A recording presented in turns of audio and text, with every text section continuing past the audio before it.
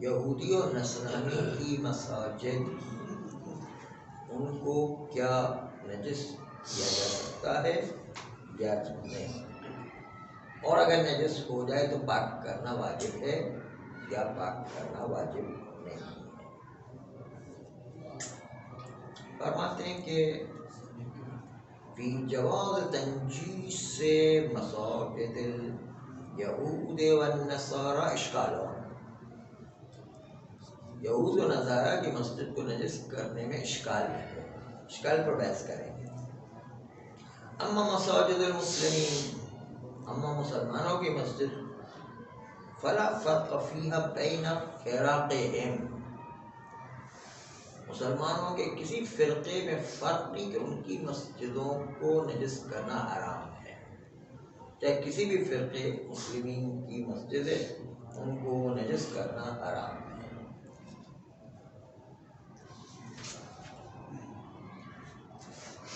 آئیے پہلے اس پر بحث کر لیں کہ یہود و نصارہ کی مسجدوں کو نجس کرنا جائز ہے یا جائز نہیں۔ اس سلسلے میں پہلا نقطہ یہ ہے، آغا خوئی یہ فرماتے ہیں کہ میرے نزدیک یہود و نصارہ کی مسجد کو نجس کرنا اور ان کو پاک نہ کرنا ان چیزوں میں سے ہے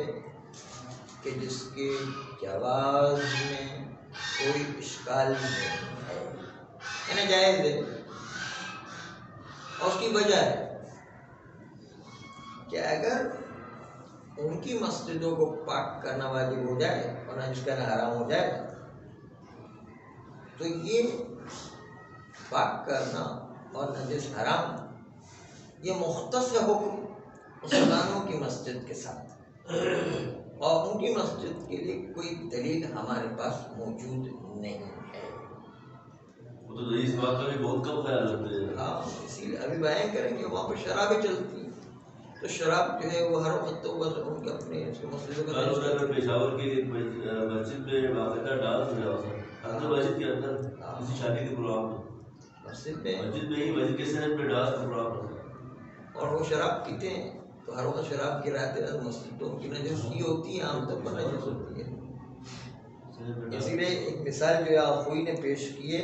وہ کہا ہے کہ اگر ایسا ہو جائے کہ ان کی مسجدوں کو پاک کرنا ہو تو بغداد اور بیروت کی مسجدوں کو مسلمانوں کا ہر وقت پاک کرنے کے لیے اور کھڑا رہنا پڑے گا، ہر وقت وہ جو نجس ہی کرتے رہیں گے، ہم لوگ مسلمان جو ڈیوٹی لگائے گا پاک کرتے رہو، تو یہ مسئلہ صاف ہو جائے گا، کیونکہ وہ تو جو شراب پی کر ہر وقت نجس کرتے رہتے ہیں، ان کا تو کام یہی ہے تو نجس کرتے رہتے ہیں۔ بلکہ جو ہے جملہ کوئی نے لکھا ہے کہ کبھی کبھی وہ شراب پی کر کے قربتاً اللہ اختیار کرتے ہیں مسجد، جس طرح ہمارے جو ہے وہ چرس و بوٹی پی کر کے یہ مولالی کی بوٹی جو ہے تبرک کا نام دے دی، اس طرح وہ شراب کو بھی تبرک کا نام دے کر جو ہے مسجد میں شراب پیتے ہیں، یہ تو تبرک ہو گیا ان کے لیے، تو مسجد جو ہوتا ہے جس کو نہیں سمجھتے، یہ تو اس طرح کا مسئلہ ہے، تو مسجد ہر وقت نجس ہوتی رہے گی تو کتنا مسلمان اس کو پاک کریں، وہ بھی اور ساتھ ساتھ جو ہے وہ خود اگر بالکل خشک ہے تو شراب تو ہمیشہ گیلی ہوتی ہے تو گرتی رہتی ہے، عام طور پر جو ہے وہ جیسا چائے وائی گرتی رہتی ہے تو گرتی رہتی ہے، کب تک پاک کرتا رہے گا؟ تو تحقیق کا مطلب کوئی فرماتے ہیں کہ میری یہ ہے کہ ان کی مسجدوں کو نجس کرنا جائز ہے اور پاک کرنا واجب نہیں ہے، اس لیے کہ ابتداءً ہم یہ کہتے ہیں کہ ان کی مسجدوں کو پاک کرنے اور نجس کے حرمت پر کوئی دلیل موجود نہیں ہے۔ اما الاجماع، اب دیکھیں اجماع جس کے ذریعے سے استدلال کے وجوب پاک کرنا اور نجس حرام ہونا، نجس کرنا حرام ہو، ایسا اجماع واضح ہے کہ کلیسا اور یہودیوں کے عبادت خانے کو جس کو بیع کہتے ہیں، کلیسا کو کنائس کہتے ہیں، ان کے اندر یہ اجماع یقیناً موجود نہیں ہے۔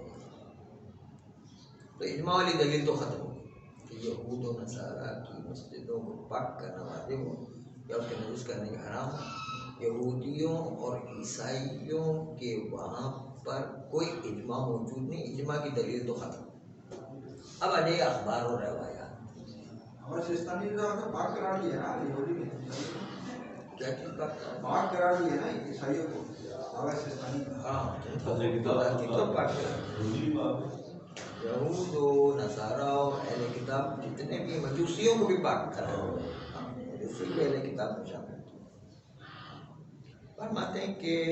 اجماع کی دلیل ہو گئی۔ ابھی بات ہو رہی مسجدوں کی بات کر رہے ہیں، ان کی مسجدیں اور عبادت خانے، ان کی الگ مسجد ہوتی ہے یا عبادت خانوں کو مسجد کہا جاتا ہے؟ عبادت خانے جو ہوتے ہیں وہی مسجد ہوتی ہے ان کے،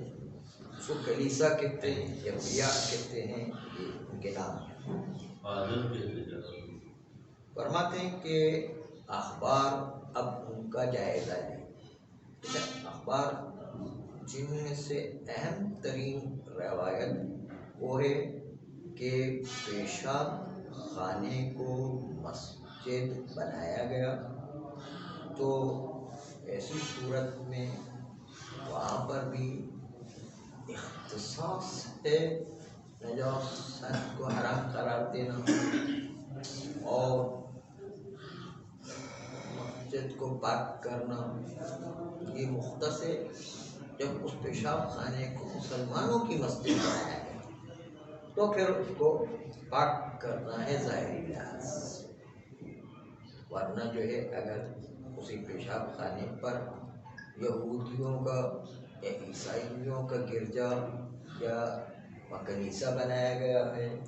تو اس کو پاک کرنا کوئی ضروری نہیں ہے۔ اس لیے یہ پیشاب خانے پر جو مسجد بنائی گئی ہے، اس حکم کو ہم یہود و نصارہ کے عبادت خانے کی طرف صلاحیت نہیں دے سکتے، وہ مختص مساجد کے ساتھ۔ ایک تو بات ہوئی روایات مخصوص مساجد کے ساتھ، دوسری بات یہ کہ ہمیں یقین ہے کہ ان کے معابد اور ان کی عبادت گاہیں ہمیشہ نجس رہتی ہیں، کیونکہ یہ لوگ ہمیشہ شراب پیتے رہتے ہیں، بلکہ بعض لوگ تو شراب پینا قربتاً اللہ کی نیت سے پیتے ہیں کہ یہ جو ہے اس سے اللہ کا تقرب اختیار کریں گے شراب پی کر۔ دنیا سے بالکل بے خبر ہو جاتے ہیں نا۔ بس کم سے کم چلو اگر تبرک ہم نہ مانیں تو اتنا تو مانتے ہیں کہ وہاں اس طرح پانی پیا جاتا ہے، اس طرح پانی کے علاوہ شراب وغیرہ بھی پی جاتی ہے، تو یہی شراب ان کے معابد میں گرتی ہے، ان کی عبادت خانے جو ہے نجس ہو جایا کرتے ہیں عادتاً۔ اور اگر ہم کہیں کہ ان کے عبادت خانے کو پاک کرنا ہمیشہ واجب ہے تو مسلمانوں کی تو سب کی ڈیوٹی لگ جائے گی کہ ہر وقت ان کے عبادت خانوں میں کھڑے رہیں، جیسے ہی شراب گرتی ہے فوراً پاک کر رہے ہیں، تو جو ہے مسلمانوں کے لیے مصیبت عجیب و غریب ہو جائے گی۔ اس لیے کہا بغداد اور بیروت میں تو اتنی شرابیں پی جاتی ہیں ان کی جو عبادت خانوں میں کہ سارے مکلفین کی ذمہ داری ہو جائے گی کہ اس کو پاک کریں، لائن لگا کے پاک ہی کرتے رہیں اور کوئی کام ہی نہیں کریں، تو بہت عجیب ہو جائے گا انسان۔ ہاں البتہ یہ ہے کہ جو پہلے عبادت خانے یہود و نصارہ کے تھے اب اس کو مسجد بنا دیا گیا ہے، تو پھر جیسے ہی اس پر مسجد کا عنوان ثابت آئے گا اب وہ محترم ہو جائے گی، اور اس کے نتیجے میں اس کو نجس کرنا بھی حرام اور اس کو پاک کرنا بھی واجب ہو جائے گا، کیونکہ اب یہ معبد کے عنوان سے پاک نہیں کر رہے، مسجد کے عنوان سے پاک کر رہے ہیں۔ بس اس لیے کیونکہ نیا عنوان آ گیا، اب یہود و نصارہ کا عبادت خانہ نہیں رہا، اب یہ وہ ویران ہو گیا اور مسجد نئی آباد ہو گئی ہے، اور نئی مسجد آباد ہونے کے بعد جب عنوان تبدیل ہو جائے تو اب مسجد کا عنوان آتے ہی اس کا احترام ہو جائے، نجس کرنا حرام ہے اور اس کو پاک کرنا واجب ہے۔ مسئلہ یہ ہے کہ اگر کسی واقف نے وقف کرنے والا مسجد کو وقف کرتا ہے، اس نے صحن مسجد کو یا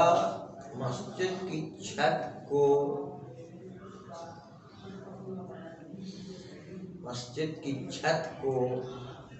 جو اوپر کی طرف چھت ہے اس کو،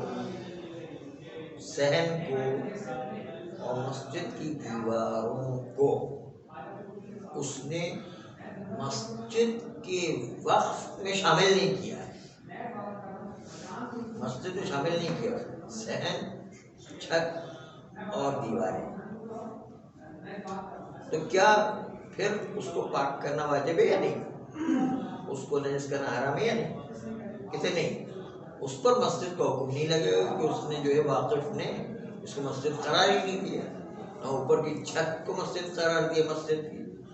نہ باہر کا صحن جو ہے اس کو مسجد قرار دیا، نہ مسجد کی دیوار کو جو ہے مسجد قرار دیا۔ یہ حکم نہیں کہ اصل میں تو وقف تو صرف زمین کی جاتی ہے نا، اس کے بعد اس کے اوپر تعمیرات ہوتی ہیں، اس کے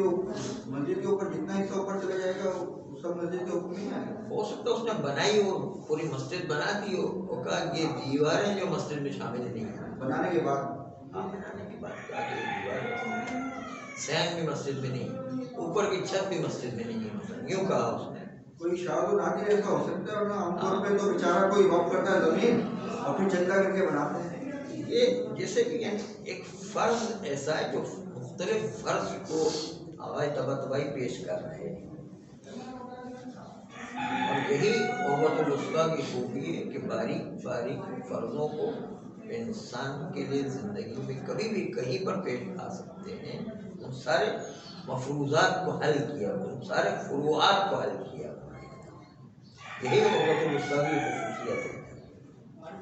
آج تک ابھی تک جتنے فروعات نئے نئے شیخوں کے ذریعے سے قوت الوسطیٰ نے نکالے، ابھی تک تو ایسی کتاب نہیں آئی فقہ میں، یہ سب سے اہم کتاب،